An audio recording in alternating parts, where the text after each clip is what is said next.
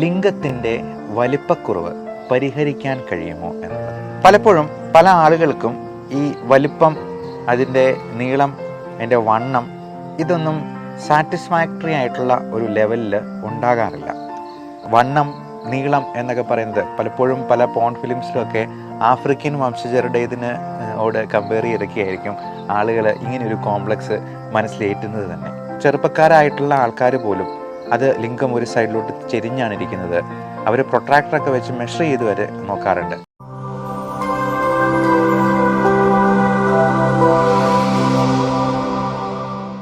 എനിക്ക് ഒരുപാട് ആളുകൾ മെസ്സേജ് അയച്ച് ചോദിച്ചൊരു സംശയമാണ്, ലിംഗത്തിൻ്റെ വലിപ്പക്കുറവ് പരിഹരിക്കാൻ കഴിയുമോ എന്നുള്ളത്. അത് നമ്മൾ ഒരുപാട് അതിനെക്കുറിച്ച് സെർച്ച് ചെയ്തു, മനസ്സിലാക്കി, പഠിച്ചു.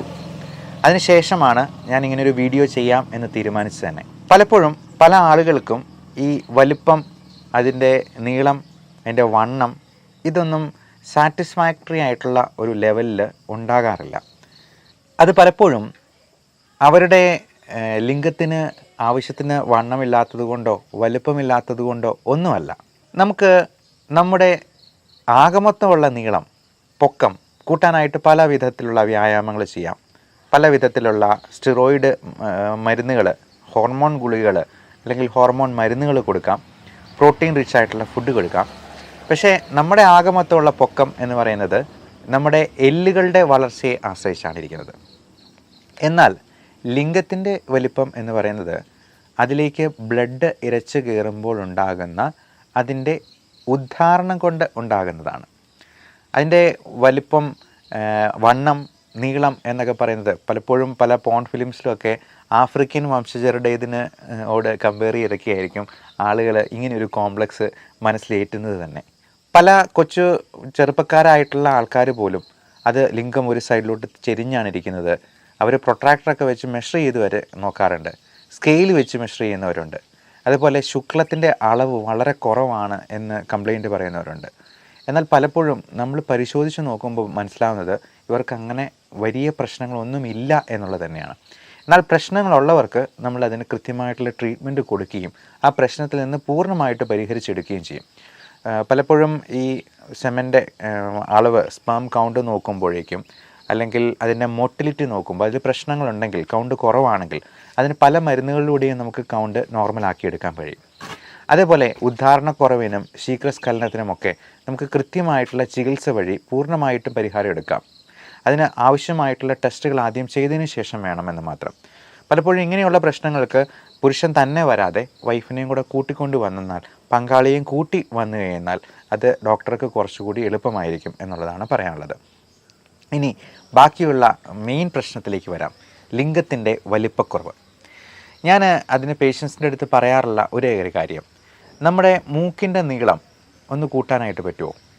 അല്ലെങ്കിൽ കൈയുടെയോ കാലിൻ്റെയോ വണ്ണം ഒന്ന് കൂട്ടാൻ പറ്റുമോ? നമുക്ക് മസിൽസിൻ്റെ വണ്ണം കൂട്ടാൻ പറ്റും.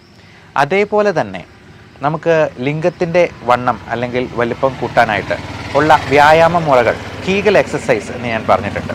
നമ്മുടെ കയ്യിൽ വ്യായാമം ചെയ്യുമ്പോൾ, ബൈസെപ്സ് വെച്ച് വ്യായാമം ചെയ്യുമ്പോൾ, അല്ലെങ്കിൽ ജിമ്മിൽ നമ്മൾ മസിൽ പെരുപ്പിക്കുമ്പോൾ എന്താ ചെയ്യുക? നമ്മൾ കൈ നല്ലപോലെ ഒന്ന് കൺട്രാക്ട് ചെയ്യാറുണ്ട്. മസിൽ പെരുപ്പിക്കുന്നത് എങ്ങനെയാണെന്ന് നമുക്ക് എല്ലാവർക്കും അറിവുള്ളതാണ്.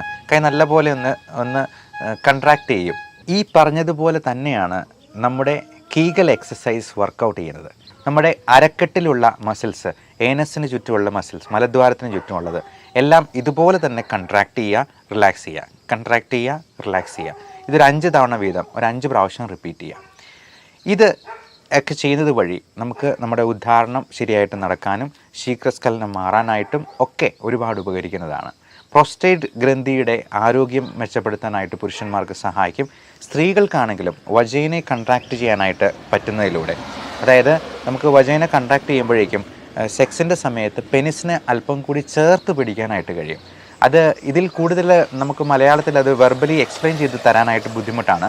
നിങ്ങൾക്ക് കീഗൽ എക്സസൈസ് എന്ന് തന്നെ ഗൂഗിൾ ചെയ്തെന്നാൽ അതിൻ്റെ ഇമേജസ് ആയിട്ട് നോക്കിയെന്നാൽ നമുക്ക് അതിൻ്റെ പല പിക്ചർ റെപ്രസെൻറ്റേഷനും നമുക്ക് കാണാൻ പറ്റുന്നതാണ്, ഡെമോൺസ്ട്രേഷനായിട്ട് കാണാൻ പറ്റും.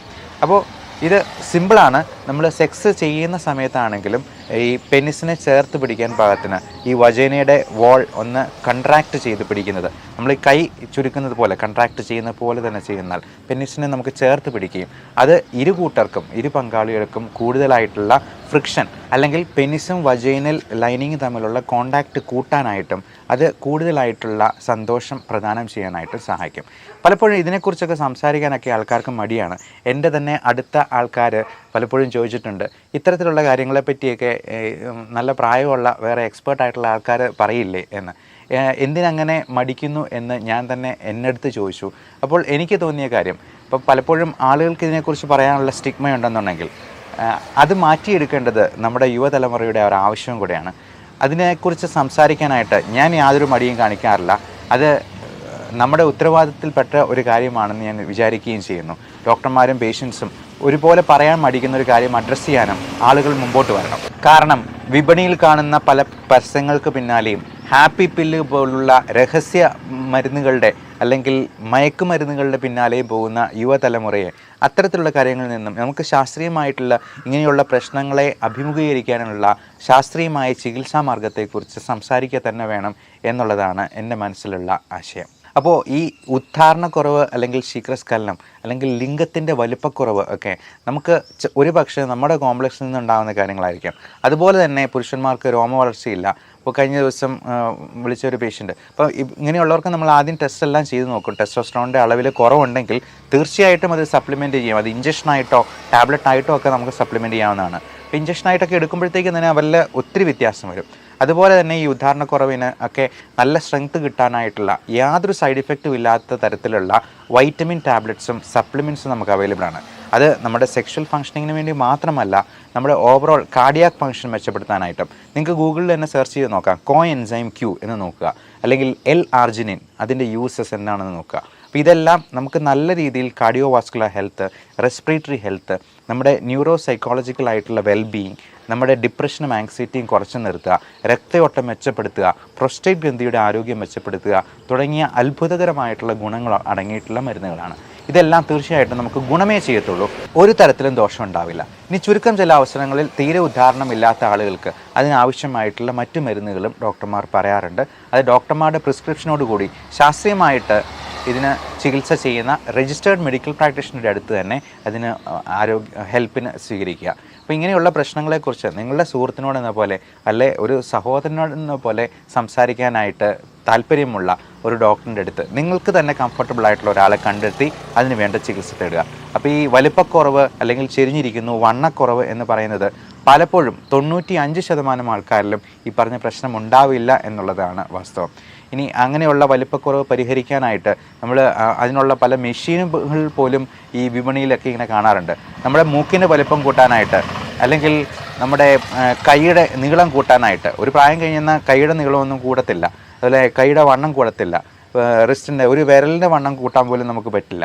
അതുപോലെ നമ്മുടെ പെനിസിൻ എന്ന് പറയുന്നത് ശരീരത്തിലെ ഒരു അവയവം പോലെ തന്നെയാണ്. അതിന് വണ്ണത്തിലോ അല്ലെങ്കിൽ നീളത്തിലോ ഒന്നും അല്ല കാര്യം എന്നുള്ളതും പ്രത്യേകം മനസ്സിലാക്കുക.